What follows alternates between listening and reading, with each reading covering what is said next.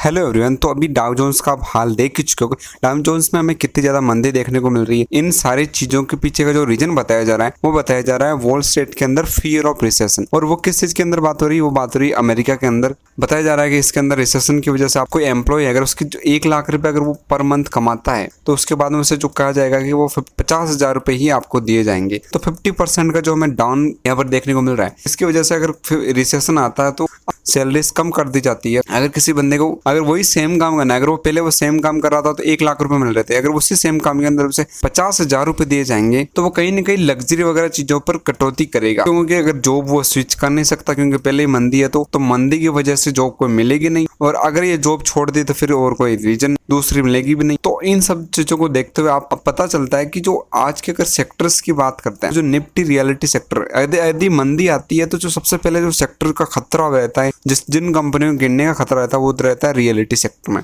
क्योंकि जब भी कोई आदमी प्रॉपर्टीज बाय करता है तो वो अपने जीवन के अंदर 1 या 2 बार ही प्रॉपर्टीज बाय करता है। क्योंकि प्रॉपर्टी कोई सब्जी की तरह है नहीं 10-20 रुपए में, लाखों करोड़ों रुपए लगते हैं। तो इसकी वजह से देखो तो आज हमें देखने को मिला कि जो रियलिटी सेक्टर है वो 3.5% का डाउनफॉल देखने को मिला। और सारी कंपनी जितनी भी है सबके अंदर आप देख सकते हो 1, 2, 3, 4, 5% तक यहाँ पर हमें डाउनफॉल देखने को मिल रहा है। उसके बाद में जो सेक्टर आता है वो आता है ऑटो सेक्टर। यदि मंदी आती है तो जो कार वगैरह जो भी लग्जरी चीजें हैं, लग्जरी गाड़ियां हैं या फिर जो भी गाड़ी हैं उनको भी नहीं लेगा। उसके हिसाब से देखें अपन तो जो ऑटो सेक्टर है उसमें भी हमें ऑलमोस्ट 3% का डाउनफॉल देखने को मिला। एक कंपनी थी जिसमें भी आपको देख सकते हैं 0.1% की तेजी देखने को मिली, वो थी अशोक लेलैंड। बाकी सारी की सारी कंपनियां 4-5% या 1-1.5% डाउन है। फिर आता है अपना मेटल सेक्टर। मेटल किस चीज में काम आता है? मेटल आता है घर वगैरह बनाने, जैसे लोहा, स्टील वगैरह और इनडायरेक्टली कारों की मैन्युफैक्चरिंग वगैरह। तो इसके हिसाब से देखें तो मंदी का डायरेक्ट इंपैक्ट मेटल सेक्टर में भी देखने को, तो मेटल सेक्टर भी 2.7% का हमें डाउनफॉल देखने को मिला। इसकी अगर बात करें तो जो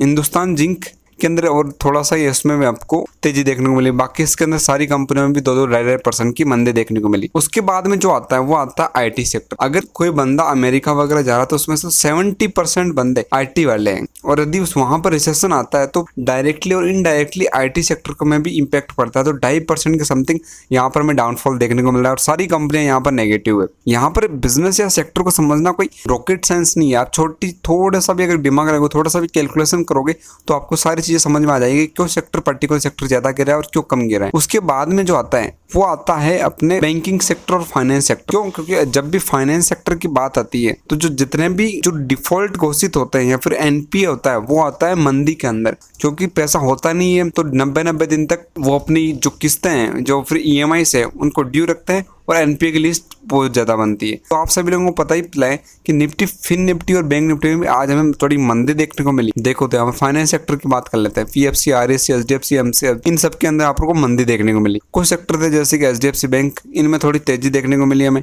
उसके बाद में जो आता है वो आता है, देखो कुछ चीजें होती है जो कि कंपलसरी है, उसमें कटौती की नहीं सकती। जैसे कि एफएमसीजी सेक्टर हो गया, फार्मा सेक्टर हो गया, ऐसे सारी कंपनियों में आप जो नेसेसरी चीजें हैं उनमें आप कटौती नहीं कर सकते। तो इस सेक्टर के अंदर हमें देखने को मिल रहा है कि इतनी ज्यादा गिरावट या फिर थोड़ा बहुत तेजी भी देखने को मिली 100-150 पॉइंट की। और इसके सेक्टर की बात करें तो इस सेक्टर की जो पर्टिकुलर कंपनीज है उसमें भी हमें यहाँ पर ग्रोथ देखने को मिली। So that's all for the today. Thank you so much.